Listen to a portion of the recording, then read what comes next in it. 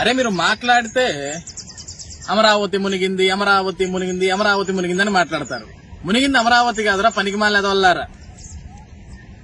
జగన్మోహన్ రెడ్డి ఇచ్చిన జగనన్న కాలనీలు. ఇది మా నందిగామ నియోజకవర్గం అనాసాగరం ప్రాంతంలోది. ఇది జగనన్న కాలనీ దాదాపుగా 2000 మందికి ఇళ్ల పట్టాలని ఇచ్చాడేడ. ఇది మునిగిపోతాం సంగతాలకు తెలుసు. అంటే ప్రజల్ని వరదలు వస్తే వరదలు ముంచి చంపేయాలనే కదా మీ ఆలోచన అంతా. సిగ్గుండాలరా మళ్ళీ ఏమన్నా తప్పుడు ప్రచారం చేయడం. తప్పుడు ఏదో వల్లారా జగనన్న కాలనీలోకి ఎట్టబోతారా? ఎవడన్నా పోయే అవకాశం ఉందా? ఈ చెరువు కట్టలో నుంచి పోవాలి. ఇది ఎట్ట దాటుకొని పోవాలి? ఈ చెరువు కట్టని ఇది దాటుకొని అందులో పోవాలి. ఇది మునిగిపోద్దని తెలుసు మీకు. ఇది ముంపు ప్రాంతం అని తెలుసు. దీని పక్కన ఒక చెరువు ఉందని తెలుసు. ఎప్పుడు చిన్నపాటి వర్షం వచ్చినా చిన్నపాటి వరద వచ్చినా సరే ఇది మునిగిపోద్దని తెలిసి కూడా ప్రజలను సాగుకొట్టడానికి ఇందులో ఇచ్చింది మీరు మాత్రం రాజభోగాలు అనుభవించండి. అదే ప్రజల్ని మాత్రం ఇలా ముంపుల్లో ముంచండి. ఇవే కదా జగనన్న కాలనీలు. మునిగేది అమరావతి కాదు, మునిగేది చంద్రబాబు నాయుడు గారి విజన్ కాదు, పనికి మళ్ళా జగన్మోహన్ రెడ్డి గారి విజన్.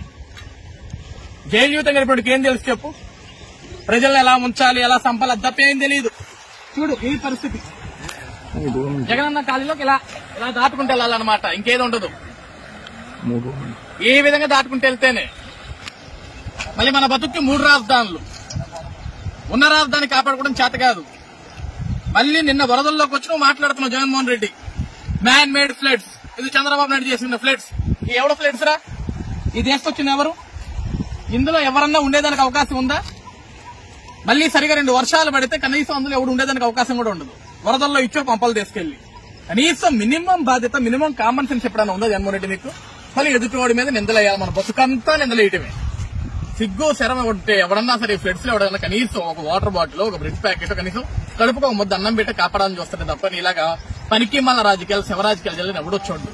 సిగ్గు తెచ్చుకో. చూడు చెరువు ఇదంతా చూసి సిగ్గు తెచ్చుకో. ఇప్పటికన్నా సిగ్గు లేనోడు.